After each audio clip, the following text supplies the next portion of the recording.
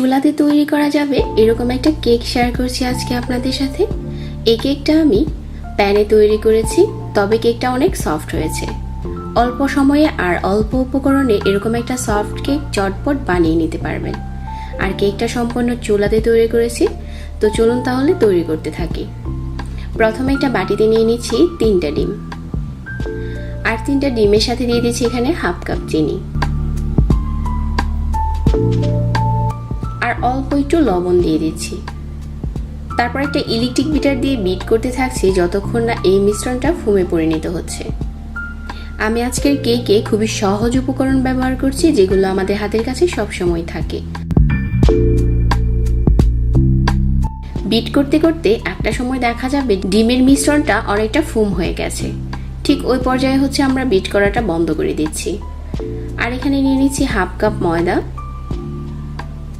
1 চামচ baking powder.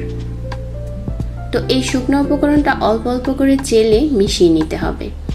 তো এখানে অনেকের হাতের কাছে ইলেকট্রিক বিটারটা থাকে না, চাইলে হ্যান্ড বিটার দিয়ে করতে পারেন, তবে ওই ক্ষেত্রে সময়টা অনেক বেশি লাগবে। আর আজকাল বাজারে ইলেকট্রিক বিটার অনেক কম দামে কিনতে পাওয়া যায়। কেক তৈরি করার জন্য ইলেকট্রিক বিটারটা খুব জরুরি। তারপর অল্প অল্প করে চেলে ময়দাটা মিশিয়ে নিচ্ছি। একই পাশ থেকে ঘুরিয়ে ঘুরিয়ে মেশাতে হবে। আর ময়দা মেশানোর সময় কোনোভাবেই তাড়াহুড়া করা যাবে না, আলতো হাতে মিশিয়ে নিতে হবে।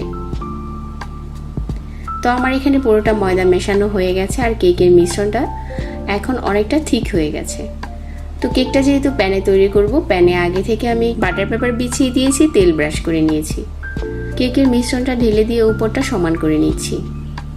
তারপর চুলাতে বসিয়ে দিলাম আর ঢাকনা দিয়ে ঢেকে দিচ্ছি 15 মিনিটের জন্য। এই সময় চুলার আঁচটা থাকবে লো মিডিয়ামের মাঝামাঝি। আমি চুলার আঁচটা একটু দেখিয়ে দিচ্ছি আপনাদেরকে। ঠিক 15 মিনিট পরেই দেখা যাবে যে আমাদের কেকটা বেক করা হয়ে গেছে। আর ঢাকনার যে ছিদ্রটা আছে ওইটাকে বন্ধ করে দিতে হবে। তো আমাদের কেকটা এখন বেক করা হয়ে গেছে।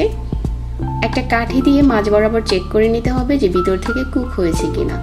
এখন চলুন আমরা কেকটা ঢেলে শেয়ার করি যে এটা ভিতর থেকেও কতটা সফট হয়েছে।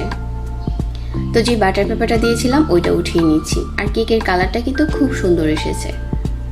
চুলার আঁচ একরকম রেখে তারপর এই কেকটা তৈরি করতে হবে, যাতে আপনাদের কেকটাও দেখতে ঠিক এরকমই হয়।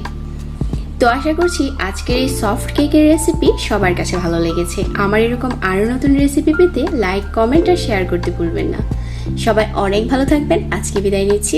আল্লাহ হাফিজ।